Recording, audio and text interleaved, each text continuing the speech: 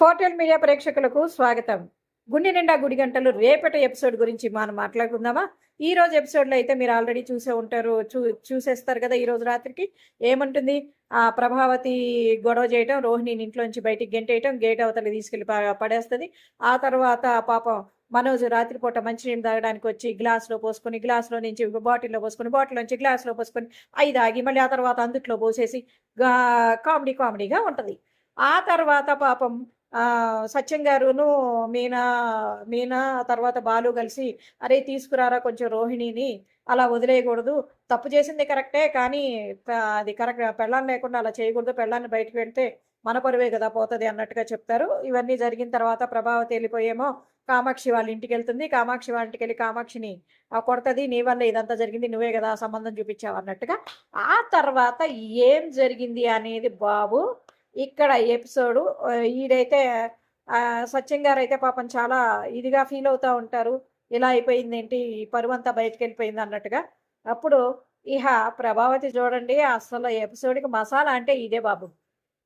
అప్పుడు ప్రభావతి అతను ఏం చేస్తుందంటే, రోహిణి కోసం నేను ఎంత చేశానో తెలుసా అని చెప్పేసేసి ఒక్కొక్క లెక్క, ఒక్కో కథ, ఒక్కో బాధ అన్నీ బయటికి చెప్తుంది అనమాట.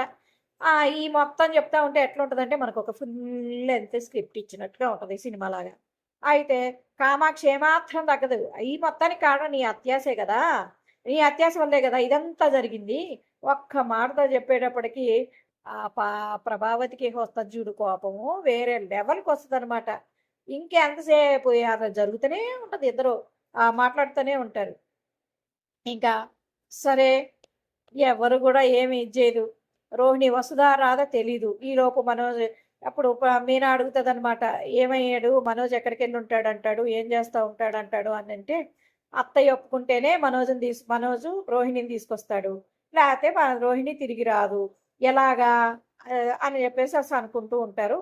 శృతి అంటది, అసలు రోహిణి తిరిగి వస్తుందా అంటే, మీనా అంటది అనమాట, అత్తయ్య ఒప్పుకుంటేనే వస్తుంది అని చెప్పేసి అంటాడు. ఓహో అయితే వైఫై పాస్వర్డ్ ప్రభావత అత్త దగ్గర ఉందనమాట అని చెప్పేసి అంటది శృతి.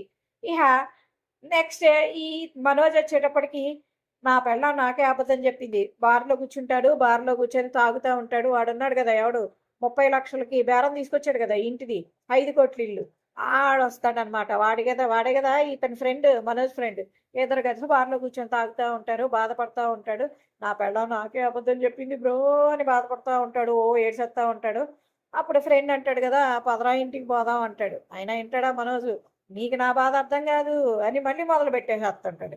ఫ్రెండ్స్ మనసులో బిల్లు ఎవరు కడతారనే టెన్షన్ అయితే ఎక్కువగా ఉంది. ఫ్రెండ్స్ ఎవరు కడతారంటారు, ఇతను కడతాడా అతను కడతాడా? అసలే మనోడు పిసినారోడు కట్టడం.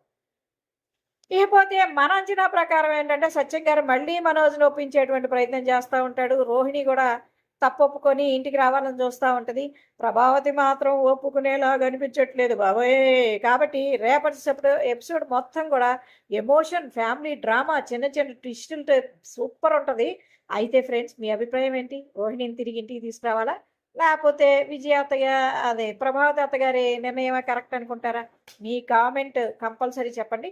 లేకపోతే ఇక్కడ బార్లో మనోజ్ క్రియేట్ చేస్తాడు చూడండి కామెడీ, అక్కడ బార్లో ఉన్న వాళ్ళందరూ కూడా పెళ్ళాలంటే అంతే ఉంటారా భయ్, పెళ్ళాలంటే ఇంతేరా, అబద్ధాలే చెప్తారు, వాళ్ళ బతికే అబద్ధం, వాళ్ళే నిలువెల్ల అబద్ధం రా, ఒక పెళ్ళం కాదురా నా పెళ్ళం కూడా అంతే అని చెప్పేసి ఫుల్ కామెడీ. రేపటి ఎపిసోడ్ అయితే ఈ రోజు ఎపిసోడ్ కంటే కూడా రేపటి ఎపిసోడ్ ఇంకా బాగుంటుంది. సో బ్రో ఖచ్చితంగా చూడండి, ఎలా ఉంటుందంటే అద్దిరిపోద్దనమాట, అందరికీ నచ్చేస్తుంది. Please subscribe my channel. రేపటి ఎపిసోడ్ ముందుగానే తెలుసుకోవాలి, ట్విస్ట్లు గిస్ట్లు అన్నీ తెలుసుకోవాలంటే ప్లీజ్ సబ్స్క్రైబ్ మై ఛానల్.